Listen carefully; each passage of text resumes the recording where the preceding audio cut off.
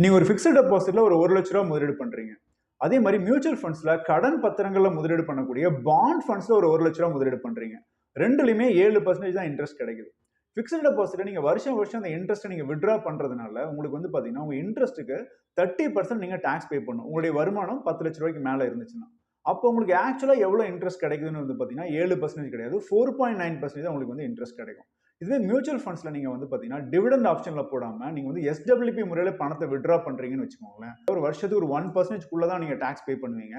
டோட்டலா நீங்க 20 வருஷம் இன்வெஸ்ட் பண்றீங்கன்னா, 20 வருஷம் கழிச்சு நீங்க மனிய வித்ட்ரா பண்ணும்போது தான் டாக்ஸ் பே பண்ண வேண்டியது இருக்கும். இப்போ நீங்க ரூ. 1,00,000 ஃபிக்ஸட் டெபாசிட்ல இன்வெஸ்ட் பண்ணும்போது, 20 வருஷம் கழிச்சு உங்களுக்கு லாபம் எவ்வளவு கிடைக்கும்னா, ஒரு ரூ. 1,60,000 லாபம் கிடைக்கும்.